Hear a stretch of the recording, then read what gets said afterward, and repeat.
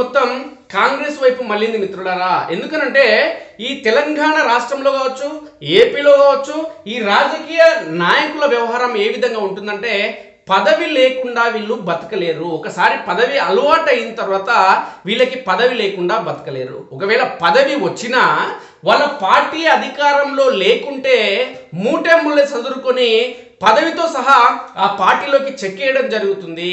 ఈ తంతు అనేది గతంలో కాంగ్రెస్ పార్టీకి సంబంధించిన అనేక మంది లీడర్లు టీఆర్ఎస్ పార్టీలకు వలస వెళ్ళారు. ఇప్పుడు టీఆర్ఎస్ పార్టీకి సంబంధించిన అనేక మంది ఎమ్మెల్యేలు కాంగ్రెస్ పార్టీలోకి వెళ్లేందుకు పయనమవుతున్నారు. తెలంగాణ రాష్ట్రంలో 2023 సంవత్సరంలో జరిగినటువంటి ఎన్నికల్లో ముచ్చటగా మూడోసారి తెలంగాణ రాష్ట్రం ఏర్పడిన తర్వాత నిర్వహించిన ఎన్నికల్లో టీఆర్ఎస్ పార్టీని తెలంగాణ సమాజం తుక్కుగా ఓడించింది. దీనికి ప్రధాన కారణం ఏంటంటే తెలంగాణ ప్రజలకి కేసీఆర్ ఇచ్చిన హామీలు ఎక్కడ కూడా నెరవేర్చలేదు. నీళ్లు నిధులు నియామకాల కోసం ఏర్పడిన తెలంగాణ రాష్ట్రంలో ఎక్కడ కూడా నీళ్లు రాలేదు. సాగునీళ్లు పెండింగ్ ప్రాజెక్టులు ఎక్కడెక్కడ నిలిచిపోవడం జరిగింది. ఉద్యోగాల భర్తీ చేయలేదు కేసీఆర్. ప్రశ్నాపత్రాలు లీక్ చేసింది కేసీఆర్. కాళేశ్వరం ప్రాజెక్టు కట్టిన కేసీఆర్, కానీ అవినీతికి పాల్పడ్డాడు కేసీఆర్ కూతురు ఎమ్మెల్యేగా, ఒకసారి ఎంపీగా, ఒకసారి ఎమ్మెల్సీగా ఆమెని గెలిపిస్తే తెలంగాణ సమాజం ఆమె ఢిల్లీకి పోయి లిక్కర్ స్కామ్ చేసింది. మిగులు బడ్జెట్తో ఉన్న తెలంగాణ రాష్ట్రాన్ని కేసీఆర్ అప్పుల కుప్పగా చేసింది. కాబట్టి కేసీఆర్ని తుక్కుగా ఓడించడం జరిగింది తెలంగాణ సమాజం. బీజేపీ బలమైన ప్రత్యామ్నాయ శక్తిగా 2018 ఎన్నికల అనంతరం బండి సంజయ్ నాయకత్వంలో బీజేపీ బలమైన శక్తిగా ఎదిగినప్పటికీ బీజేపీ రాష్ట్ర అధ్యక్షుడిగా బండి సంజయ్ని కుట్రపూరితంగా ఆ పార్టీకి సంబంధించిన నేతలు కొంతమంది కలిసి కుట్రపూర్తిగా తొలగించి కిషన్ రెడ్డిని తెరపైకి తెచ్చిన క్రమంలో బీజేపీ ప్రభావం అనేది తెలంగాణ రాష్ట్రంలో కోల్పోయింది గత అసెంబ్లీ ఎన్నికల్లో. అందుకే ఒక్క సీట్ అంటే గత అసెంబ్లీ ఎన్నికల్లో ఆ పార్టీ ప్రభావం అనేది లేకుండా పోయింది. అయినప్పటికీ కూడా మోడీ చరిష్మాతో ఖచ్చితంగా 8 ఎమ్మెల్యే స్థానాల్లో గెలుపొందడం జరిగింది. కానీ 18 స్థానాల్లో 2వ స్థానానికి పరిమితమైంది. అదే బండి సంజయ్ కనుక బీజేపీ రాష్ట్ర అధ్యక్షుడిగా ఉండుంటే ఆ 18 స్థానాల్లో గెలవడంతో పాటు 8 స్థానాలు మొత్తం 30 స్థానాలకు మించి బీజేపీ విజయం సాధించేది. ఈరోజు తెలంగాణ రాష్ట్రంలో కూటమితో కలిసి లేదంటే ఇతర పక్షాలతో కలిసి ప్రభుత్వాన్ని ఏర్పాటు చేసిన ఆశ్చర్యం లేకపోయేది. అంతటి అంటే ఒకవైపు టీఆర్ఎస్, మరోవైపు కాంగ్రెస్, మరోవైపు బీజేపీ కాంగ్రెస్ పార్టీకి సంబంధించి బండి సంజయ్ కనుక రాష్ట్ర అధ్యక్షుడిగా ఉంటే ఇన్ని సీట్లు వచ్చే పరిస్థితి లేకుండే. బీజేపీ అధ్యక్షుడిగా ఎప్పుడైతే కిషన్ రెడ్డి అధ్యక్ష పదవి చెప్పడం జరిగిందో ఆ రోజు బీజేపీ పార్టీ ప్రభావం మొత్తం కోల్పోయింది. ఇక కేసీఆర్ను ఓడించి వేరే వాళ్ళకి పట్టం కట్టాలంటే ప్రత్యామ్నాయం కేవలం కాంగ్రెస్, రేవంత్ రెడ్డి కనిపించారు. కాబట్టి తెలంగాణ సమాజం మొత్తం గంపగుత్తగా కాంగ్రెస్ పార్టీకి ఓట్లు వేయడం జరిగింది. ఈ క్రమంలోనే టీఆర్ఎస్ పార్టీ అధికారం కోల్పోయి కాంగ్రెస్ పార్టీ గెలిచిన క్రమంలో టీఆర్ఎస్ పార్టీకి సంబంధించిన 39 మంది ఎమ్మెల్యేలు ఇప్పటికే 3 ఎమ్మెల్యేలు కాంగ్రెస్ పార్టీలో చేరడం జరిగింది. ఇక కాంగ్రెస్ పార్టీలో 3 చేరడంతో పాటు కంటోన్మెంట్స్ అసెంబ్లీ స్థానంలో అక్కడి అభ్యర్థి అకస్మాత్తుగా మరణించిన క్రమంలో, ఆకస్మిక మరణం చెందిన క్రమంలో కారు యాక్సిడెంట్ లో అక్కడ ఉప ఎన్నిక జరిగితే అక్కడ కూడా కాంగ్రెస్ పార్టీ గెలిచింది. ఈ క్రమంలోనే 35 స్థానాలకు టీఆర్ఎస్ పార్టీ పడిపోయింది. ఈ 35 స్థానాలకు సంబంధించిన 35 మంది ఎమ్మెల్యేలు చాలా వరకు ఇప్పుడు రేవంత్ రెడ్డి నాయకత్వంలో పనిచేసేందుకు, ఎందుకంటే వాళ్ళకి అధికారం కావాలి కదా, పదవి ఉంటేనే సరిపోదు, అధికార పార్టీ కూడా ఉండాలి. అధికార పార్టీ ఉంటేనే అధికారులు వీళ్ళు చెప్పినట్టు వింటారు. కాబట్టి మైనింగ్ మాఫియా, ఇసుక మాఫియా, రేషన్ మాఫియా, అవినీతి అక్రమాలు, భూ కబ్జాలు ఇవన్నీ చేయొచ్చు. కాబట్టి ఆ పదవి ఉన్న అధికార పార్టీ లేకుంటే ఇవన్నీ ఏమీ చేయలేవు. అధికారులు చెప్తే వినరు. కాబట్టి ఈ పార్టీకి సంబంధించిన నేతందరూ కూడా కాంగ్రెస్ పార్టీలోకి వెళ్లేందుకు తీవ్ర ప్రయత్నం చేయడం జరుగుతుంది. బీఆర్ఎస్ ఎమ్మెల్యేల చూపు కాంగ్రెస్ వైపు. ఎంపీ ఎన్నికల రిజల్ట్స్ తో డీలా పడిన గులాబీ నేతలు రాజకీయ భవిష్యత్ కోసం పార్టీ మార్పు నిర్ణయం. రేవంత్ అందరితో జోరుగా చర్చ. బడ్జెట్ సమావేశంలోపే జాయినింగ్స్.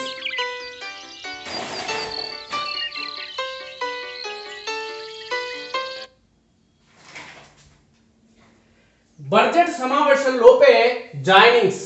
ఆరోపణలు ఉన్న ఎమ్మెల్యేలకు మాత్రం నో ఎంట్రీ. ఏముండదు, అన్ని సొల్లు కబుర్లే. ఆరోపణలు లేనాడు వాడు ఉన్నాడా? ఎంతమంది ఉన్నారు? మొత్తం ధరణి పోర్టల్ ద్వారా అక్రమాలు చేసిన వాళ్ళు టీఆర్ఎస్ పార్టీలంతా, భూ కబ్జాలు చేసిన వాళ్ళే, దళిత బంధు, బీసీ బంధు, మైనార్టీలో డబ్బులు దోచుకున్న వాళ్ళే, గొర్రెల పంపిణీలో కోట్లాది రూపాయలు అవినీతి చేసిన వాళ్ళే. అందులో సొక్కమైన ఉన్నారు పిల్లలు. మళ్ళా ఇక పార్లమెంట్ ఎన్నికల్లో సున్నాకు పరిమితమైన క్రమంలో ఎవరు కూడా ఆ పార్టీలో ఉండే పరిస్థితి లేదనేది స్పష్టంగా తెలుస్తుంది. దీనికి సంబంధించి చూస్తే లోక్సభ ఎన్నికల ఫలితాలతో డీలా పడిన బీఆర్ఎస్ ఎమ్మెల్యేలు తమ రాజకీయ భవిష్యత్ కోసం కాంగ్రెస్ వైపు చూస్తున్నారు. హైదరాబాద్, రంగారెడ్డి, కరీంనగర్, నిజామాబాద్, మెదక్, ఆదిలాబాద్ ఉమ్మడి జిల్లాలకు చెందిన పలువురు గులాబీ పార్టీ ఎమ్మెల్యేలు ఇప్పటికే సీఎం రేవంత్ రెడ్డి అంతరింకులతో సంప్రదింపులు జరిపినట్టు సమాచారం. 15 నుంచి 20 మంది ఎమ్మెల్యేలు రేవంత్ కు అత్యంత సన్నిహితులతో తాము కాంగ్రెస్ లో చేరేందుకు సిద్ధమనే సంకేతాలు కూడా ఇచ్చినట్లు తెలిసింది. అయితే ఇందులో కొందరు ఎమ్మెల్యేలను తీసుకునేందుకు సీఎం అయిష్టత చూపుతున్నట్లు కాంగ్రెస్ లో చర్చ కొనసాగుతుంది. పలు ఆరోపణలు ఎదుర్కొంటున్న వివాదాస్పద ఎమ్మెల్యేలను తీసుకుంటే ప్రభుత్వానికి లేనిపోని సమస్యలు వస్తాయనే ఉద్దేశంతో వారి చేరికకు రేవంత్ గ్రీన్ సిగ్నల్ ఇవ్వడలేదని సమాచారం.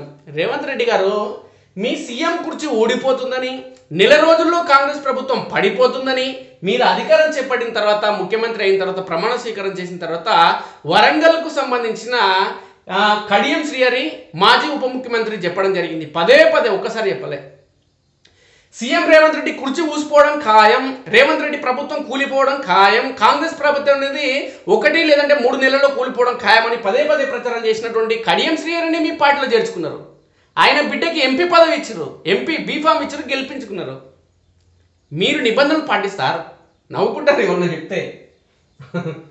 ఇక ఇందులో కొందరు ఎమ్మెల్యేలు తీసుకునేందుకు అయిష్టం లేదు, ఏది లేదు. కొంతమంది రారు కాబట్టి వాళ్ళని తీసుకోలేదని చెప్తారు మీకు ప్రచారం అంతే.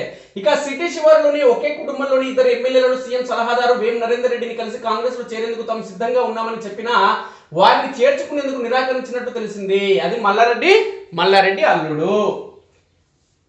ఇక వారు చివరికి కర్ణాటక వెళ్లి అప్పటి డిప్యూటీ సీఎం డీకే శివకుమార్ ను కూడా కలిశారు. అయినా వారి విషయంలో రేవంత్ రెడ్డి ససేమిరనడంతో చేసేది లేక ఇప్పుడు ఆ 2 ఎమ్మెల్యేలు గులాబీ పార్టీలోని కొనసాగుతున్నారు. ఆరోపణలు లేని వివాదాలకు దూరంగా ఉండే ఎమ్మెల్యేలను మాత్రమే తాము తీసుకుంటామని సీఎం స్పష్టమైన సంకేతాలను ఇచ్చినట్టు తెలిసింది. త్వరలో జరుగుతున్న అసెంబ్లీ బడ్జెట్ సమావేశాల్లోపే ఈ చేరికల ప్రక్రియను పూర్తి చేసేందుకు కాంగ్రెస్ యోచిస్తున్నట్లు సమాచారం. 35కు పడిపోయిన గులాబీ పార్టీ ఎమ్మెల్యేల సంఖ్య. బీఆర్ఎస్ కు చెందిన 3 ఎమ్మెల్యేలు కడియం శ్రీహరి, దానం నాగేందర్, తెల్లం వెంకట్రావు ఇప్పటికి కాంగ్రెస్ పార్టీలో చేరారు. దీనికి తోడు కంటోన్మెంట్ ఉప ఎన్నికల్లో సిట్టింగ్ సీటును గులాబీ పార్టీ కోల్పోయింది. ఇక్కడ కాంగ్రెస్ గెలవడంతో ఇప్పుడు గులాబీ ఎమ్మెల్యేల సంఖ్య 35కు పడిపోయింది. ఇక మరికొందరు బీఆర్ఎస్ ఎమ్మెల్యేలు తమ నియోజకవర్గంలో పలు అభివృద్ధి పనుల కోసం అంటూ సీఎం రేవంత్ రెడ్డిని ఆయన ఇంట్లో పలు సందర్భాల్లో కలిశారు.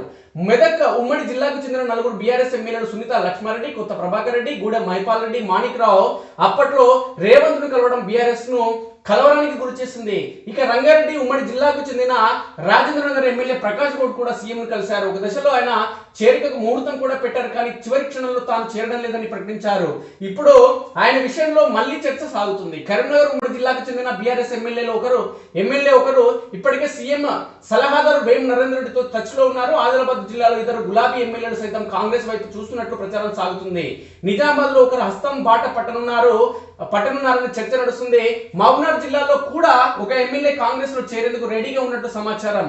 2.5 ఏళ్లు ఇలాగే ప్రతిపక్షంలో 4.5 ఏళ్లు ఇలాగే ప్రతిపక్షంలో ఉంటే ఇటు నియోజకవర్గ అభివృద్ధి వెనుకబడిపోతుందని, అదే సమయంలో తమ రాజకీయ భవిష్యత్తు కూడా ఇబ్బందులు పడుతుందని చాలా మంది బీఆర్ఎస్ ఎమ్మెల్యేలు భావిస్తున్నట్టు తెలుస్తుంది. మీరు నియోజకవర్గ అభివృద్ధి కానీ ప్రజల గురించి మేము పార్టీ మారుతున్నామని చెప్పకండి రా బాబు.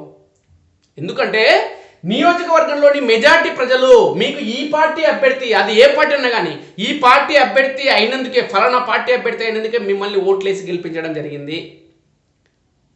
కాబట్టి ఏ పార్టీలో ఉంటే ఆ పార్టీ నుంచి కొనసాగండి. లేదంటే మేము పార్టీ అభివృద్ధి కోసం ముందుకు వెళ్తారంటే పార్టీ నుంచి రాజీనామా చేయండి, మళ్ళీ గెలవండి, అప్పుడు వాళ్ళే మీ సిగ్గున్న నాయకులైతే.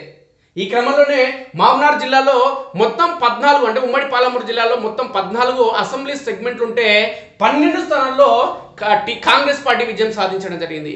కేవలం నాగర్ కర్నూలు పార్లమెంట్ పరిధిలోని 2 స్థానాల్లో టీఆర్ఎస్ పార్టీ విజయం సాధించిన క్రమంలో ఇదే టీఆర్ఎస్ పార్టీకి సంబంధించిన ఓ ఎమ్మెల్యే ఇప్పుడు కాంగ్రెస్ పార్టీలో చేరేందుకు సిద్ధం కావడం జరిగింది. సదరు ఎమ్మెల్యే పార్టీలో కండువా కప్పి ఎప్పుడు జాయిన్ చేసుకుంటారా భగవంతుడా అని వెయిట్ చేయడం జరుగుతుంది. దీనికి తోడు అనేక మున్సిపాలిటీలకు సంబంధించిన ఎమ్మెల్యేలు కూడా కాంగ్రెస్ పార్టీలో చేరేందుకు సంసిద్ధంగా ఉన్నారు. కాంగ్రెస్ పార్టీకి సంబంధించిన రేవంత్ రెడ్డి అనుచరులతో టచ్ లోకి వెళ్ళడం జరుగుతుంది.